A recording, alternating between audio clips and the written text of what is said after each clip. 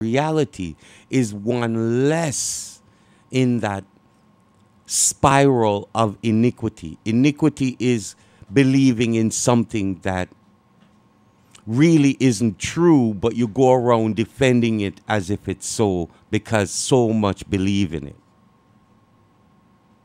right? And these are the kinds of manipulations that are going on, right? We are losing our rights, unions, our ability to organize to go against major corporations. They basically want to pay you next to nothing, give you no pension. I mean, this is the kind of world that seems to be gearing up for our children. No, I'm in that 50-ish range and thing between 50-ish and 60, and it seems as if those are the people that are have anything left to get out of the system. It seems after that there's nothing. See? And so you have to ask yourself, so why are people always willing to give up their rights to take the lower standard of living, to go and basically buy the cheap stuff? Don't understand that if they're buying the cheap stuff coming from somewhere else, they're really taking away a job from their uncle, their cousin, their auntie, whoever is here, right? And that we're lowering the standard of living. No one seems to really penetrate those kind of things. We all walk around and talk about, oh, this and all that. We know our governments lie. We know they don't tell us the truth, but no one on a scale holds them accountable. And everybody seems to have an agenda and all these kinds of things. So this is where we have to understand people's inactions are ruled by those things, right? Because in the digital phase, you can be, made to not protest things when they happen, by what's going on the net, by Twitter, it can be manipulated. Right? But you, as the ordinary people using it, can turn that right around. Right? The rest of the proverb goes, truth is but one, thy doubts are of thine own rising.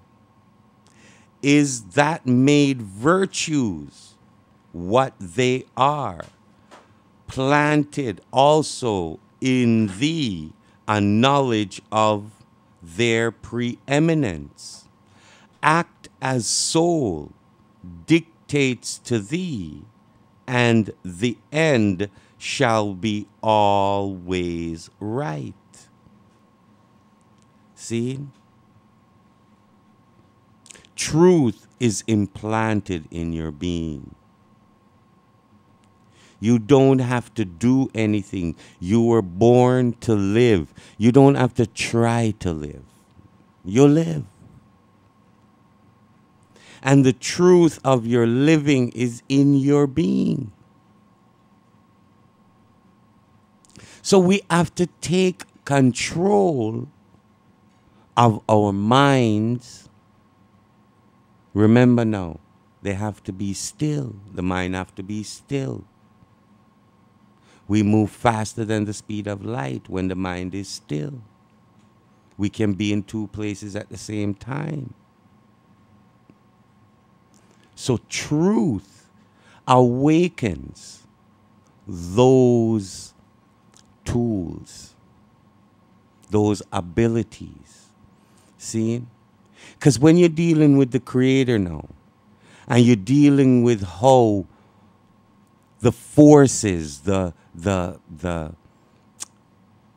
molecular structure of things, right? You have to get yourself into that mode, right? And how you get yourself in that mode? Well, you have to live that truth. You have to find that truth that's within you. And you have to live it. Seeing? Because as you are created as you, there's a particular and a unique aspect to you, that when you bring the truth forward as you give it in that unique style. See? Because the truth is one. The truth is but one. There's no other truth.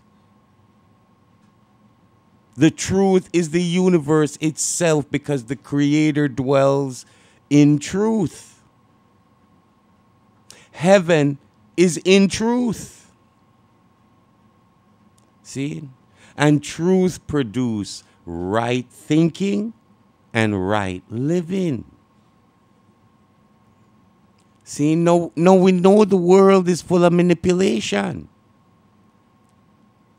But if you seek the embedded truth, the knowledge in you of the Creator, that's the truth. See? And so that walk that we walk, that talk that we talk, you see, because language, words, needs to be coupled with action, right? Just like if there's no negative in a battery, the positive can't work, right? So we have to achieve seeking that truth that allowed us to be born, gives us the ability to become conscious. Conscious of what? The truth. And so this starts from the moment of birth, right? Those who live by the truth, live in the truth, will not die.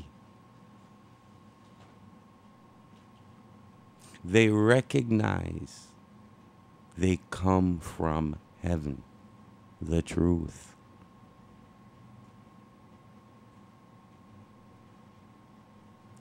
So it's not our foreparents in slavery. Every Sunday, the slave master would gather them together, call it church. See? And they'd read a passage over and over again. I have to find it. But there's a passage in there that says, slaves, be good to your masters, so the Lord commands.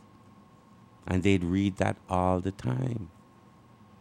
And the slaves, them one day, I said, wait a minute. All the time, them I go to the back of the book. They never start at the front of the book. Why? And so through the children, them, the slave children, them playing with the master's children, them, they learned how to read and therefore taught their parents. And then they started to read the front of the book and realized that slavery was a sin. So what they did was they used the stories of the book to carry news on how to escape slavery. Today they call them Negro spirituals. They practiced out, they're sung all over the place. But the original intent of those was to bring news. They'd sing about the drinking gourd, which would be the Big Dipper, which at times pointed to the north. As you follow the drinking gourd, you follow the Big Dipper, and you're going to reach your way north. Right? That was their truth. See? That's how they survived. See? And so as they came to recognize their truth in the time that they were in and how to survive and how to seek a better life, so it is in this time that we seek the truth of our time. See? Its basic principles are the same, but how are they being manifested today? How do we see the truth manifesting today? Because it seems as if It seems everywhere you turn, a lie now is the truth, and the truth is the lie. You know, if you get up and say something that's the reality of the thing, you know, you could be arrested.